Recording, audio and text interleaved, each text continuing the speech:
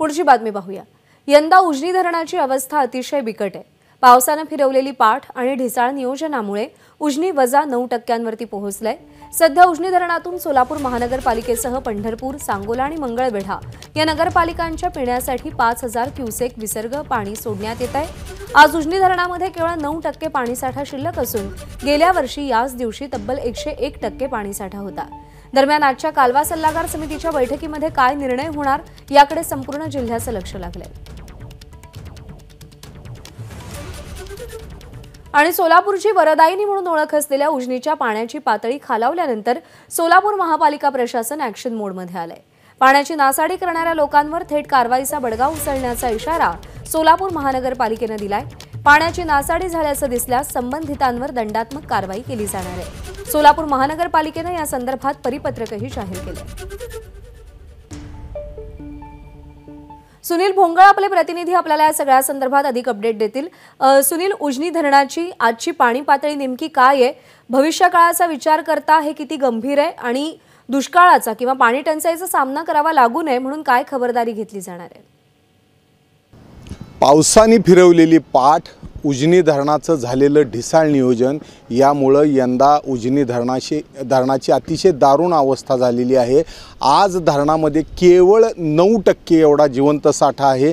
गेल्या वर्षी तुलना केली तर गेल्या वर्षी या वेळेला धरणामध्ये 101% एवढा जिवंत पाणी साठा होता। मात्र यंदा जलसेतू फुटला असेल, पाण्याचे कालव्याचं नियोजन थोडं चुकलं असेल, ज्या पद्धतीनं गरजेशिवाय इतर वेळेला कालवा सुरू ठेवला असेल, अशा अनेक कारणांमुळे सध्या उजनी धरणाची अवस्था बिकट झालेली आहे।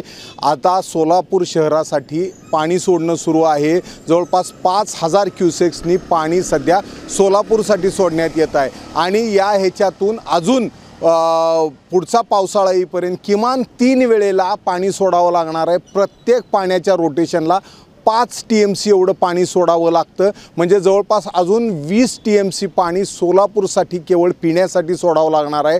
नुकताच रब्बी आवर्तनाचं पहिलं आवर्तन झालेलं आहे। शेतकऱ्यांना आता सध्या पाण्याची गरज आहे, दुसऱ्या आवर्तनाची मागणी होते, यासाठीही 6 TMC पाण्याची गरज आहे। सध्या उजनी धरणामध्ये केवळ 5 TMC 4.82 TMC एवढा जिवंत साठा आहे आणि मृत साठ्यामध्ये 64 TMC पाणी आहे। म्हणजे आता जर पाणी द्यायची वेळ आली तर मृत साठ्यातून पाणी द्यावं लागणार आहे।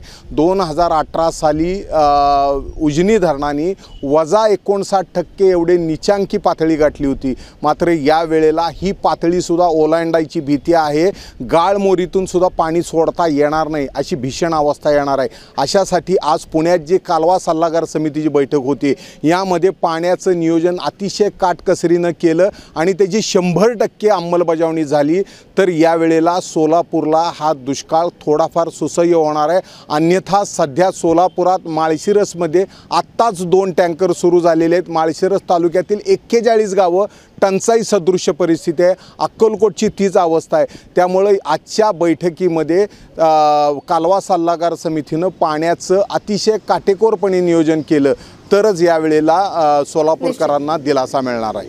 सुनील, धन्यवाद दिलेल्या माहितीसाठी। एबीपी माझा, उघडा डोळे बघा नीट।